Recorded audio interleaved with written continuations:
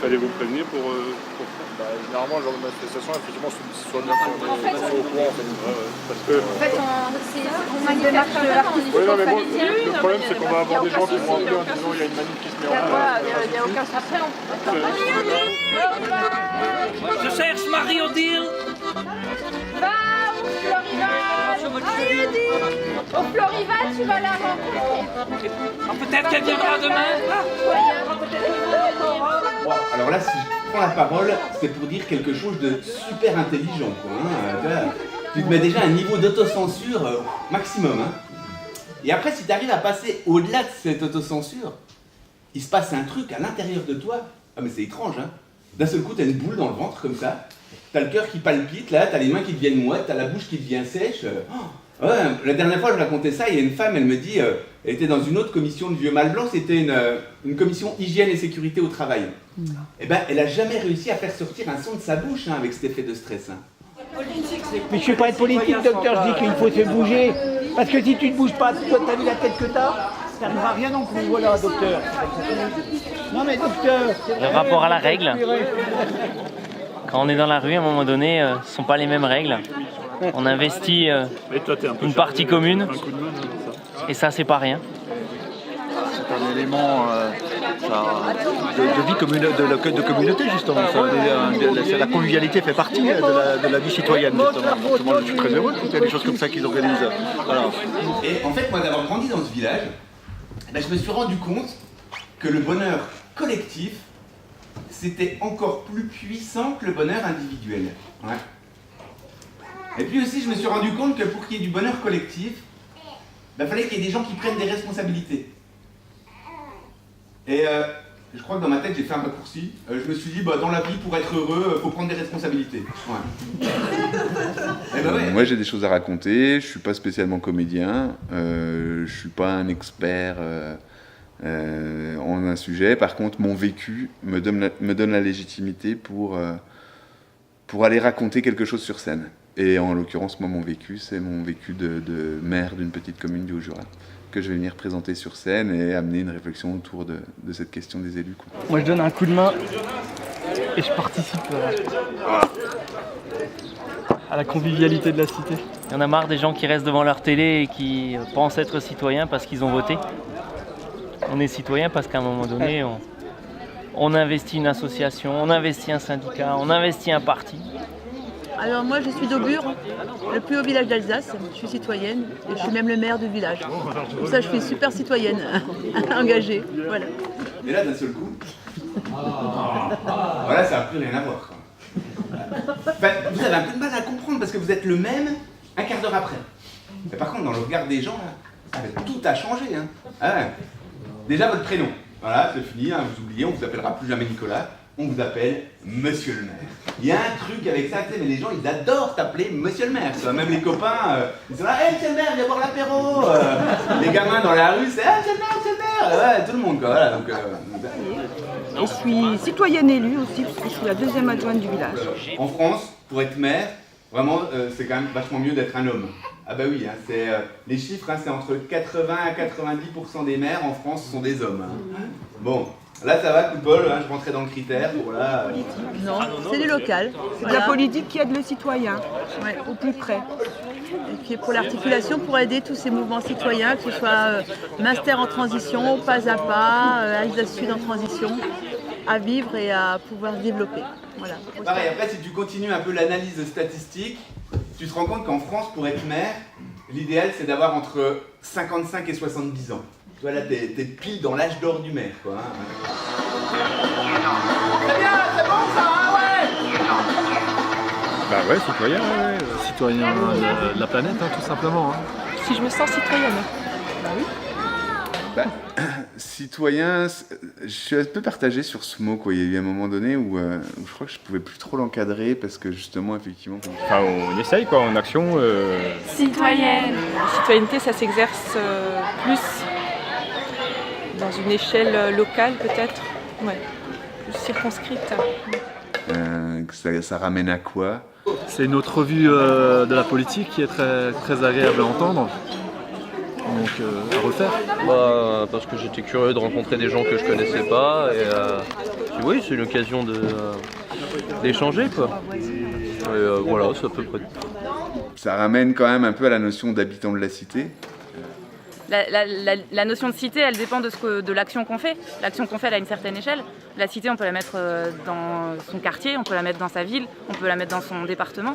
Mais l'idée, c'est que on fonctionne tous dans ces territoires-là et il faut qu'on les fasse fonctionner ensemble. Moi, j'y habite, dans ce territoire-là.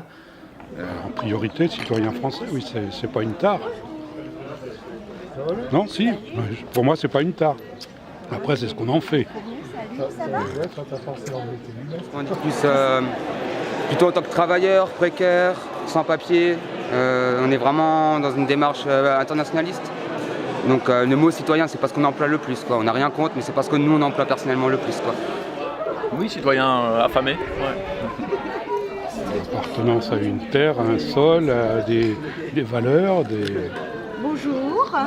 Quand on fait partie des réseaux alternatifs, on est souvent un peu idéaliste, donc on a tendance à penser que tout le monde devrait être citoyen, même les enfants, ceux qui sont en âge de prendre des décisions réfléchies, même les gens qui viennent habiter ici parce qu'ils n'ont pas d'autre endroit pour vivre ou parce qu'ils l'ont choisi.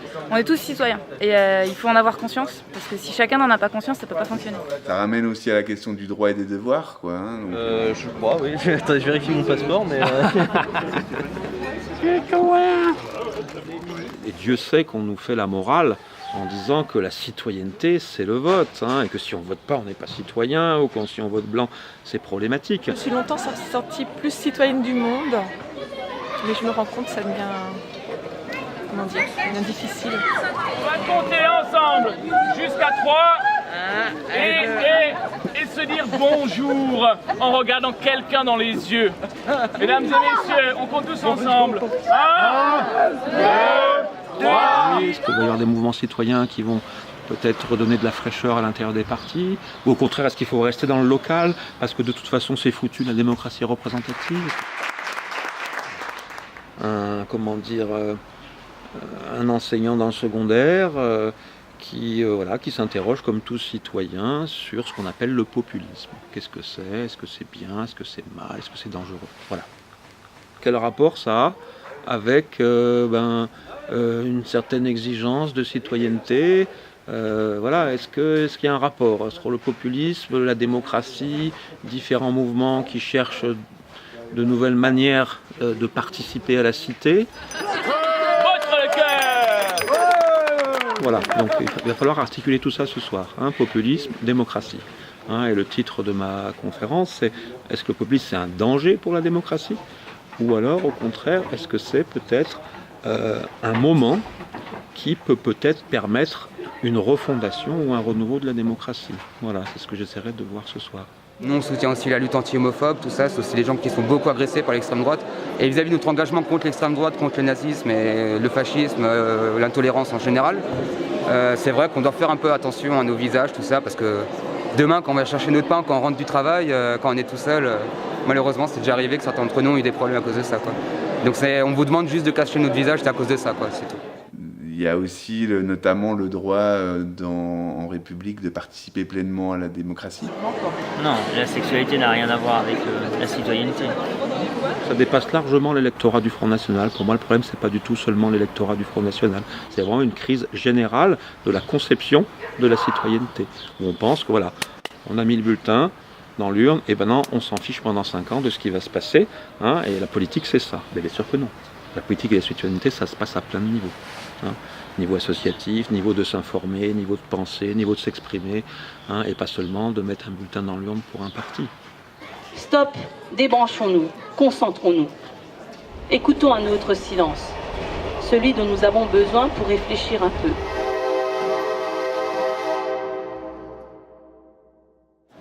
Et réfléchissons un peu. D'autant plus important, je pense, que des citoyens qui, eux, ont la chance de bénéficier d'un statut reconnu, de faire une place justement à ceux qui n'ont pas la même chance et ensemble d'inventer une forme de citoyenneté qui ne soit pas uniquement réduite à un droit de vote ou à un numéro d'imposition sur une feuille fiscale. Ben là, on participe d'un bon repas en attendant. Non, je voulais remercier Florival en Transition de nous avoir invités. On est ravis d'être là et on espère qu'il ne va pas trop pleuvoir. Merci d'être là.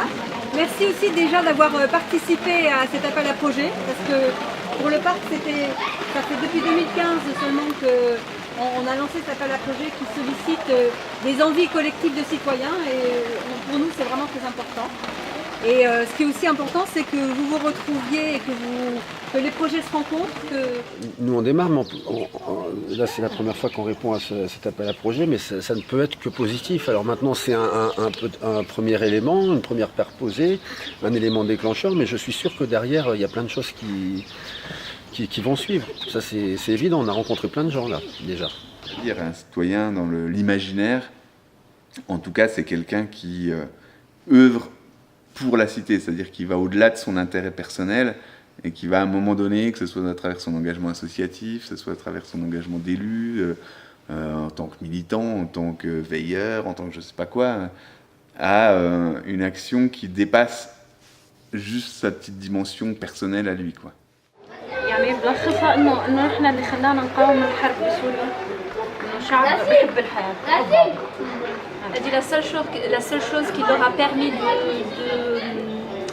de supporter la guerre et tout ça en Syrie, c'est surtout la citoyenneté, parce que les gens ils s'aiment entre eux et ils aiment leur pays.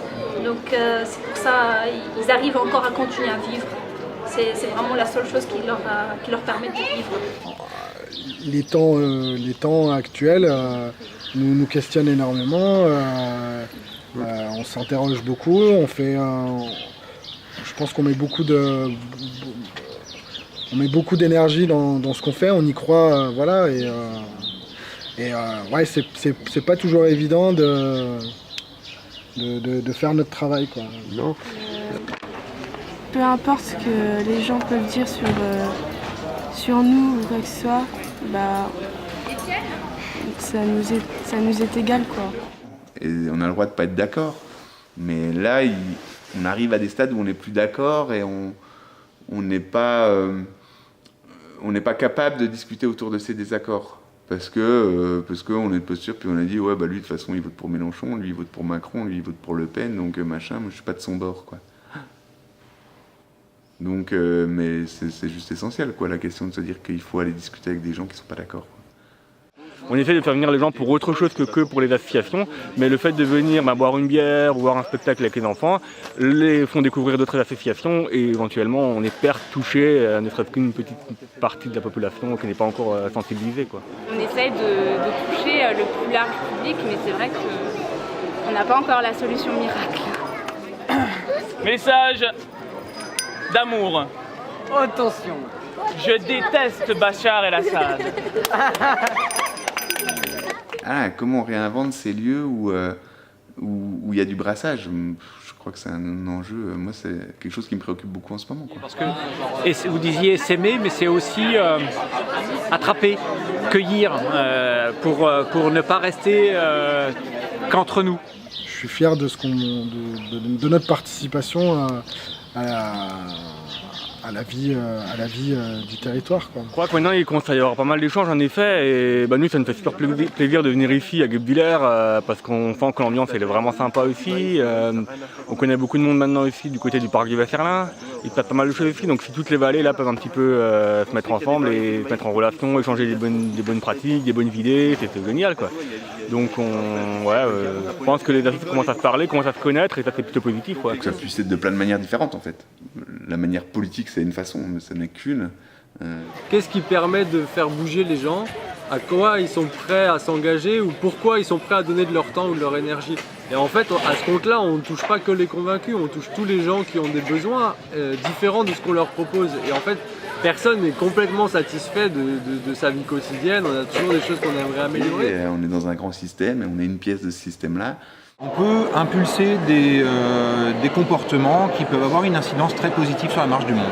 On peut s'engager, on peut faire les choses bien tout en s'amusant. Comment on ramène du débat dans l'espace public, vu qu'il n'y a plus de bars, il y a moins de bars où les gens se retrouvaient comme avant, quoi, qui était un peu l'espace public. Donc C'est amener des questions dans l'espace public et puis juste discuter avec les gens sans vouloir les convaincre, mais juste se réjouir d'entendre les différences des autres, quoi. Donc c'est aussi une question de posture pour moi.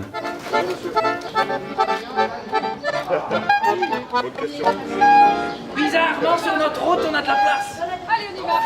Il y avait la marée chaussée tout à l'heure, ils se sont arrêtés. Et d'habitude, on met les police sécurité sur. On va te le remettre, police sécurité. Si on n'est pas citoyen, on n'arrive à rien. Citoyenne. Citoyen, ouais. Du monde. Je ne connais pas beaucoup de monde. Citoyenne. Citoyen. En action. Oui, bien sûr. On travaille tous ensemble à un avenir durable et souhaitable, je pense. Oui. Oui, citoyen, collectif citoyen. Clairement impliqué dans la vie de la cité et préoccupé plus que jamais. Ah bah oui, bien sûr, forcément citoyenne. Et que le pouvoir, c'est nous qui l'avons. Chaque citoyen a le pouvoir de faire bouger les choses et moi j'aime à fond.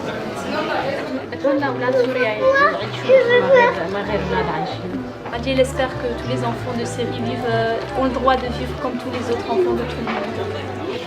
Oui, pourvu que les gens du monde prennent tous conscience qu'il y a un idéal qu'on peut construire ensemble et c'est sûr qu'on y arrivera et qu'on fera même mieux que ce qu'on pense pouvoir faire actuellement.